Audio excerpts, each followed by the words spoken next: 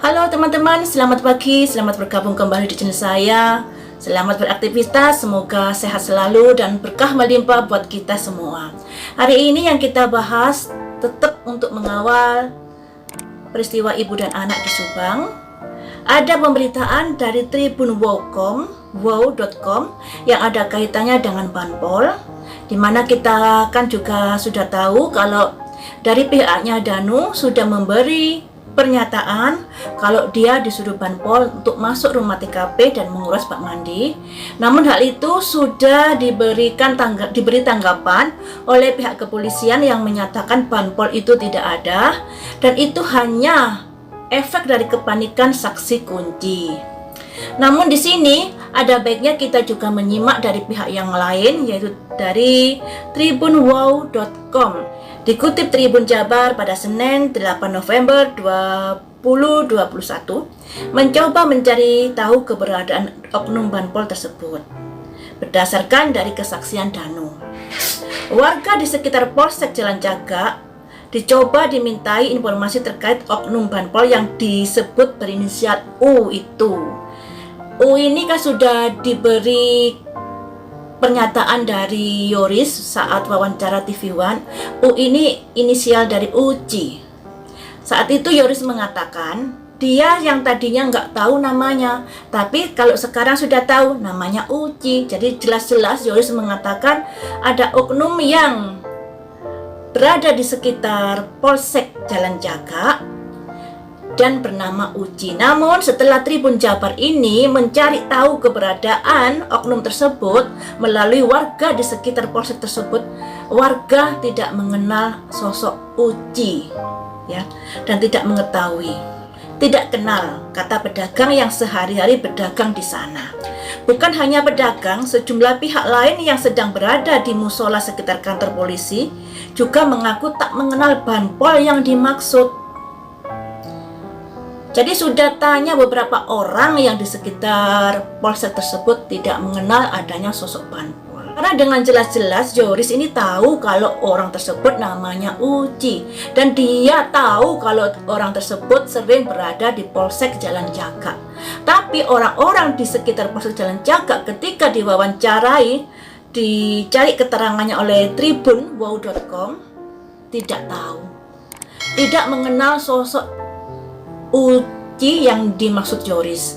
Ada beberapa orang yang ditanyai, pedagang, juga ada orang yang di musola, tidak mengenal yang bernama Uci. Dan di sini menjadi tanda tanya kita semua. Saya lanjut ya.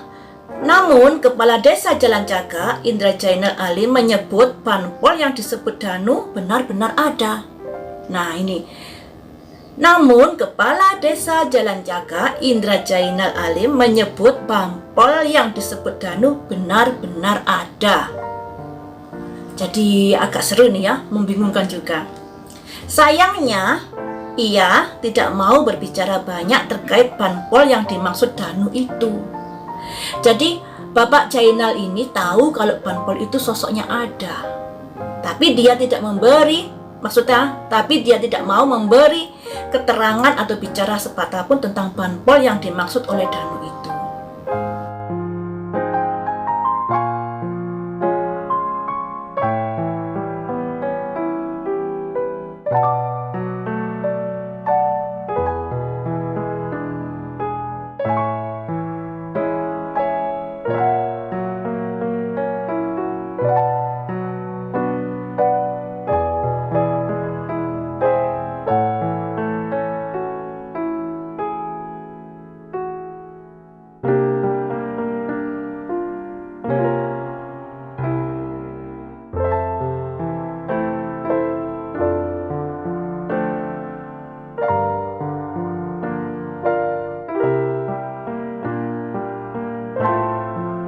Dari pihak kepolisian sudah membantah kalau Banpol itu tidak ada.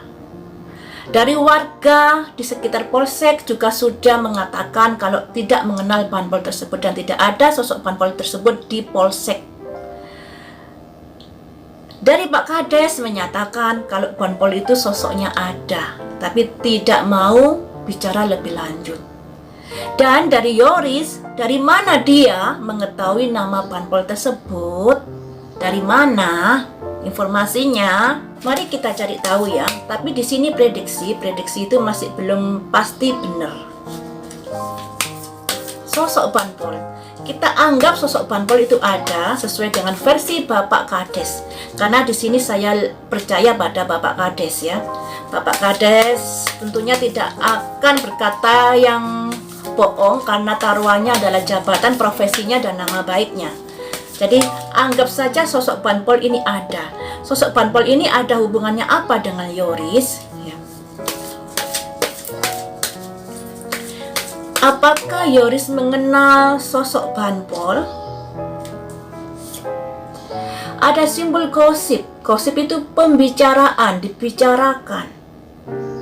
Jadi bisa dikatakan Yoris tahunya nih dari omongan-omongan orang, ya, dari gosip. Omongan-omongan dari orang yang seperti apakah yang ada hubungannya dengan sosok Uci ini yang memberitahukan Yoris? Faid yakin. Seseorang yang meyakinkan Yoris. Ada kepentingan apakah sosok yang meyakinkan Yoris ini? Ada kepentingan apakah sosok yang meyakinkan Yoris ini? Ada kepentingan impartiality. Impartiality ini pilih kasih keseimbangan atau agar ada keseimbangan dalam kasus ini. Karena di sini kan sosok banpol ini dihadirkan ketika Danu terjepit karena digonggongi anjing, sehingga mau nggak mau Danu ini bisa dijadikan tersangka di dalam kasus ini kalau memang ada bukti-bukti yang lebih mendukung nantinya. Tapi di sini sosok banpol ini dihadirkan untuk menangkal gosip ya, untuk menangkal gosip yang ada. Kita rangkai menurut prediksi saya seperti ini. Ada simbol gosip. Gosip ini bisa dikatakan nama Danu yang sudah terpojok dikarenakan dia digonggongi anjing sampai kalau nggak salah 3 kali, bahkan tangannya kayaknya digigit oleh anjing. Gosip ini sudah beredar, pembicaraan ini sudah beredar, dan itu sangat menyudutkan Danu. Ketika Danu tersudut ini ada simbol fight ya. Fight ini untuk meyakinkan dari publik jika Danu ini tidak ada kaitannya dengan peristiwa itu. Ada simbol impartiality, keseimbangan, untuk menyeimbangkan pemberitaan. Makanya diadakan cerita-cerita yang seperti itu untuk mengaburkan penyelidikan. Ini kalau saya artikan dari prediksi ini. Tapi prediksi ini bisa juga artinya lain loh ya, bisa juga artinya lain. Tapi poin-poinnya dasar-dasarnya sama, tergantung yang mengartikan saja. Ada simbol gosip, bahan pembicaraan, ada simbol untuk meyakinkan, dan ada keseimbangan di sini. Jadi saya artikan seperti itu. Apalagi kalau kita tahu Yoris menyuruh Danu ke TKP untuk mengawasi dari seberang jalan, kemudian kebetulan ada banpol, kemudian disuruh mengurus bak mandi, dan kemudian katanya ada saksi, tapi entah kebenarannya seperti apa. Mengingat Yoris sendiri kemarin itu juga sudah berbohong masalah Pak Yosep dengan Pak Mulyana dan dia yang masuk ke TKP, seakan-akan dia menceritakan hanya 3 orang, ternyata yang hadir di sana beberapa orang juga ada petugas dan bapak penyidik juga. Kayaknya ada framing juga ke arah Pak Yosep dan Pak Mulyana. Ini ada pemberitaan juga dari Yayasan Bina Prestasi yang didirikan oleh Pak Yosep, di mana Pak Yosep ini sudah mengambil berkas-berkas penting, dokumen-dokumen penting untuk mengaktifkan kembali yayasan tersebut. Sebentar saya bacakan dulu ya pemberitaannya. Kuasa hukum dari Yosep, yaitu Rohman Hidayat di Bandung, kepada tim dexjabar.com Kamis 11 November 2021 menyebutkan proses aktivasi kembali 2 sekolah yang dinaungi yayasan dimaksud, yayasan yang dimaksud sedang diurus oleh Yosef selaku pendiri. Dikatakan pihak Yosef sudah memperoleh izin dari polisi untuk mengambil berkas-berkas dan dokumen yayasan dan sekolahan dari rumah tempat tinggal kejadian perkara TKP yang sekaligus kantor yayasan. Bahkan kata Rohman Hidayat, juga sedang dipikirkan menunjuk bendahara baru dan sekretaris baru yayasan untuk mengurus keuangan berikut pergantian kepala sekolah. Jadi seperti ini guys, Pak Yosef sudah mendapatkan izin dari pihak kepolisian untuk mengambil berkas yayasan dan berkas sekolahan untuk mengaktifkan kembali sekolahan tersebut. Karena memang kalau nggak diaktifkan, kasihan juga anak didik siswanya yang akan keteteran juga dalam mencari ilmu ya. Jadi bisa dikatakan hal yang masuk akal. Namun di sini yang bikin saya ada tanda tanya, apakah Pak Yosef ini sudah yakin tidak tersangkut dalam perkara peristiwa ibu dan anak?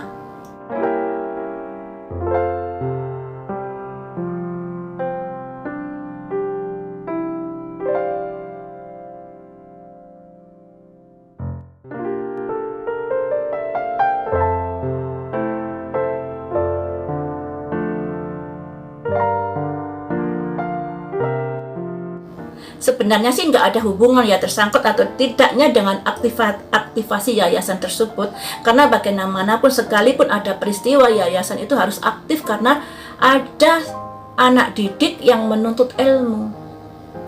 Tanggung jawab dari yayasan untuk menaungi anak didik tersebut. Bagaimanapun anak didik ini kan juga membayar SPP dan lain sebagainya, berhak mendapatkan ilmunya. Jadi harus dipisahkan di sini antara peristiwa yang terjadi dan antara yayasan ya. Kalau dulu saya ada prediksi ada uang besar yang masuk di rekening. Jadi prediksi saya itu kemungkinan kalau sudah gamblang seperti ini, uang masuk itu adalah uang bantuan bos, bukan dari uang dari orang-orang yang mungkin ada kepentingan misalnya pencucian uang dan lain sebagainya. Karena kenyataannya rekeningnya ini sudah diselidiki dan Pak Yosef juga sudah diberi izin untuk mengaktifkan kembali. Nah, kalau mengaktifkan kembali itu kan butuh pendanaan, butuh uang. Andai kata ada keraguan atau ada sesuatu yang ganjil di rekeningnya, pasti rekening itu akan dibekukan. Seperti itu ya teman-teman, pemberitaan hari ini yang saya dapatkan dari berita yang sedang beredar. Mari kita selalu semangat untuk mengawal kasus ibu dan anak sampai terkuak siapa pelakunya. Lain waktu kita sambung lagi dengan pemberitaan yang lain.